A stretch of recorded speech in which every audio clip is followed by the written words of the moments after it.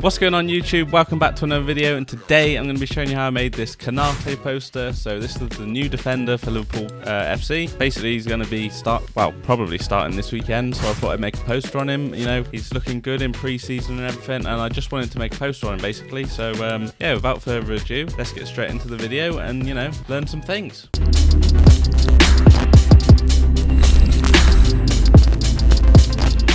So guys, first things first, what you want to do is go and get your texture pack. So you know the drill by now. Texture pack is in the link down below. So what you need to do is you need to just go down and download that link. So what we're going to do, you're going to be presented with this screen here. And once you are presented with this screen, you're going to see that you have all the images that you're going to need and all the textures that you're going to need. So everything should be pretty simple. So that's about that. So what you need to do is you need to go ahead and create a new document. Now this is going to be A4.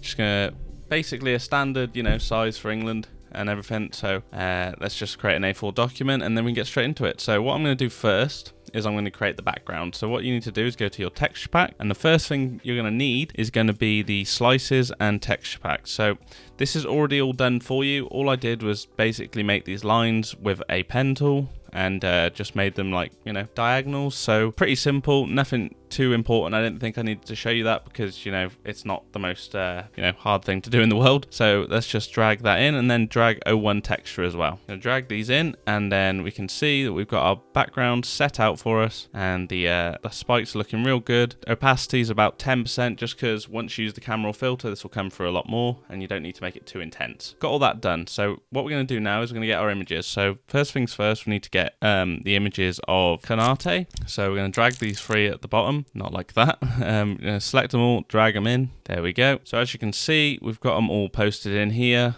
all nicely done. And basically what I'm going to do is I'm going to cut them out. So first things first, I'm just going to go select subject like this, and then pretty simple. What you can do is shift the edge a little bit to about 30%, paint back in the areas that it's missed, because it will miss a few areas because it's not perfect, you know, it's a computer program, it does most of the job for you. So this is ideal really, because it just saves a lot of time. Let's do that, and then that there. Okay, so we got that in there, that's okay. We can click that, that's done. Now you can see there are little bits that are missing, like his hair. So if you want to go back in, you can sort of make these little edges here a little bit straighter, like so, just so it's not so jagged. There we go. So that probably looks a bit better now. And also his little beard here, I'm gonna get that in there. And with the hair here, you can sort of just paint back most of it in, but you don't want to do it too much because obviously you want that little bit of texture as well. Nicely done, got all that done, blah, blah, blah, blah, blah, all done. There's our first image. Now what we're going to do to this, we are going to do a sharpening technique that I use in most videos. So basically, going to add a high pass layer, a sharpen layer, and then a camera or filter. Let's get straight into that. So what I'm going to do is I'm going to duplicate this, and then I'm going to go filter, other, high pass. Make sure this is on 3% pixels, because that's where you'll get the most detail. So okay for that, and then we're going to go to overlay. So that's that done.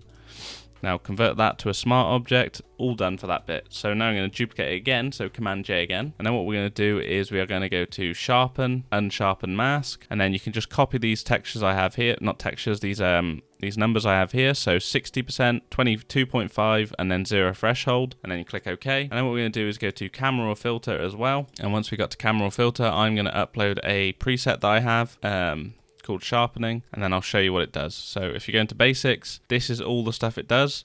So that's all you need to copy. Just copy those numbers and you'll basically get the exact same result that I'm getting right now. So let's click OK for that. Okay guys, so once we sorted the images out, we're just going to convert that to a smart object, and there is our first image all done. So we can reduce his size and put him over here where he's meant to be in the poster. Next thing we're going to do is I'm going to cut out the rest of the images, and then I'll get right back to you, okay?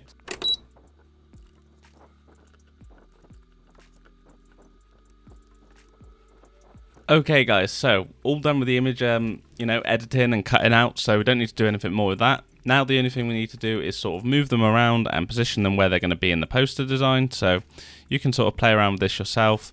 I've got it so that his head's just showing, you know, on my design. So I'm probably going to do that again because I think it looks quite cool. So if I just add a layer mask, get a hard brush, then we can just sort of start painting away at bits of him, just so, you know, we can get that nice effect again. Doesn't have to be precise, like you can cut it however you want, but make sure it looks fairly, you know, a decent cut, otherwise it will just look a bit silly. So there we go, that's pretty good. So we've got his head there. Now we can just position this wherever we want to. So I'm just going to go Command T, make it a little bit bigger, put him like there, move him below the image here, and there we go. So that's nicely done. So we've got him running down here. That's perfect. Don't need to move that. What we are going to do is get some more images and cut them out, because there's a few more images that are going to be needed for this. So let's drop these in. So this one's going to be simple. You're just going to, you know, use your polygon lasso tool. You just go around with that. Sorry, it's not in the middle of the screen, so I'm not going to be able to cut the whole image out. So if you just get your polygon lasso tool, go around, simply just, it doesn't have to be, you know, 100% accurate. You know, you can do it slower if you want. I've already done this, so I'm just going to, you know, quickly run through it so I don't waste too much of your time.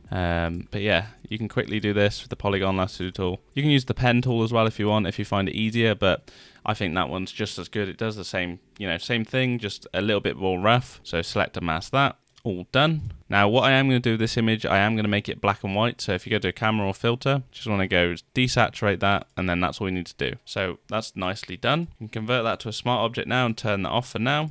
Now the mountains, again, I'm just going to get rid of the sky for these, and then I'm just going to go select, no, I want to, sorry, go Command Shift I to invert the selection, and then we can go select mask. So there you go, cuts it out, and there we've got our mountains. Now again, what I did before, I just brushed out the bottom of the image and sort of kept in the bottom of the mountains. Now you can do this however you want. I tended to do it with a straight line when I was doing it, just because I thought it looked better.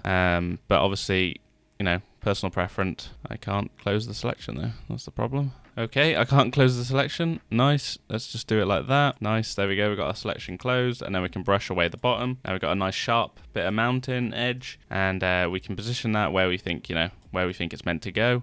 So somewhere around there looks good. I think on the original I had it, so I blended the edge off. So if we do that, and then we just get our brush, go back to the layer mask and cut that bit of the mountain out, because that's just not needed. So we've got that now, and then now we can turn the Anfield sign back on, move it below, put it where we think it's meant to be. So somewhere around there. Okay, so as you can see, this comes together quite quickly. It's not too, you know, intense or anything. It's quite a simple design, guys. So we just need to add in the Liverpool logo here and one more image, which is going to be Anfield. So again, this is something I just cut out with the polygon lasso tool. I went through pretty slowly with this because I wanted to get the right selection. So I wanted to basically pick out the areas that I wanted, and then I could sort of bring them back in like this. You know, it's very tricky when you got an image like this. So you just want to find the areas that you want to cut out, and then you can sort of go through, you know, cut out bits that you want and leave bits out that you don't want. So I did it like this.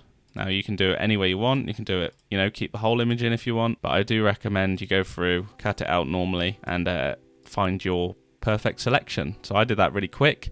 Obviously take your time.